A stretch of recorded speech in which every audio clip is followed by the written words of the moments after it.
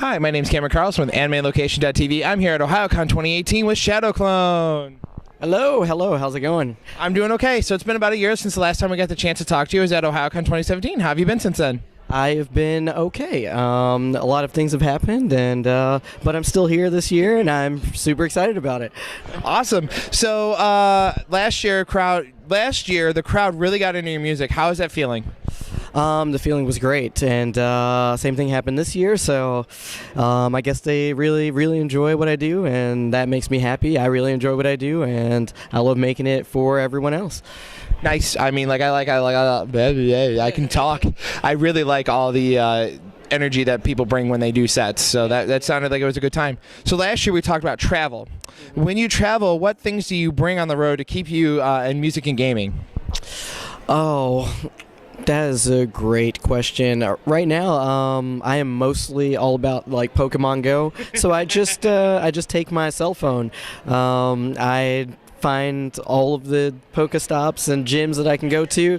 I spend way too much money, way too much money on Pokemon Go, and but it keeps me entertained. I like to play a lot of other games, computer games and things like that. I don't really keep up with them while I'm on the road. When I travel, it's all about what I'm doing in that place at that time, basically. Do you try to work on music while you're on the road too? I do try to work on music most of the time. I usually just bring my laptop, and it usually has the stuff that I need to work on what I'm doing. Get inspired by where I'm going usually, so that's what that's all about, really. Try to fit the set towards where you're at? Yeah, I usually try to, depending on what type of venue I'm performing in, if it's a bar or a club or a con or something like that, I'd cater the set to whatever atmosphere it is. Mm-hmm. Nice. Now, you mentioned last time that you like to watch a lot of Marvel content. What's it like to see all the new movies coming out, like Infinity War? And, of course, really big one that I'm very proud of the steps that Marvel has taken towards cultural appropriation is Black Panther. So what's it like to finally see a lot of really great content come out that is very comic book oriented, but also respecting the source content? I am super excited about it. I'm not sure what's going to happen with Infinity Wars. Right. It seems like a lot of plot for the normal length of movie. I'm hoping that they fix that somehow. But I'm still looking forward to it. I'm still going to see it. Black Panther, super excited for. Everybody's super excited for it. I know you all are super excited for it. Can't wait to see it. That's coming out soon. Can't wait. Everything else that's coming out afterwards, looking forward to as well. I probably watch one of those YouTube videos. It's like, these are what Marvel movies are coming out soon. Probably like once a week or so. So can't wait for all of it. Yeah, a fun fact about Black Panther and why it's such a big deal is the entire cast is people that are of African descent or from Africa. So I feel it's like a really nice thing to do for that, to give a lot of credit to that culture and everything. Yes, I agree. It's definitely something that hasn't been done before. There's rarely ever much that comes from Africa that we get here, right. That we get to absorb here anyway. And I'm super excited that is a whole part of this whole release for that movie. Mm-hmm. Especially coming out in February. Yeah. Yeah, exactly. It's going to be a whole cultural event, I think. So, alrighty. So, are there any artists that inspire you that play other types of music that you might listen to that you then kind of like, hey, I might be able to incorporate this and start making it even more my style, but also still respect the original style?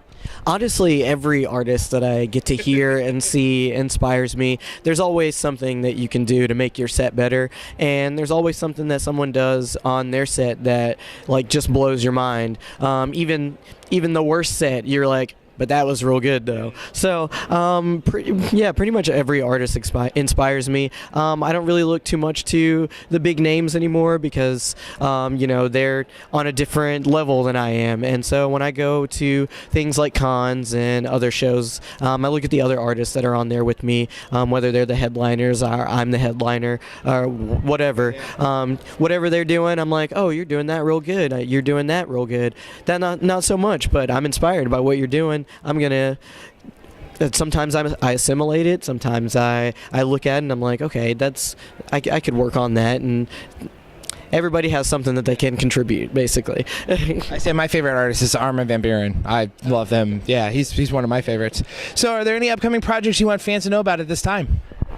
Yes, actually. This kind of goes along with the first question you asked me about how I'm doing. I had my next album, Geek Party 3, coming out last year, and I'm pretty sure I said something about that. I then suffered an injury that left me incapacitated and in recovery for much of that time. It's between. It's all good. I'm currently in recovery, and still, but I was unable to work on Geek Party 3 as much as I would like to, and it has now been pushed back a year, and so now it is coming out this year. No release date yet, but it is most likely coming out in April, so everyone look for that.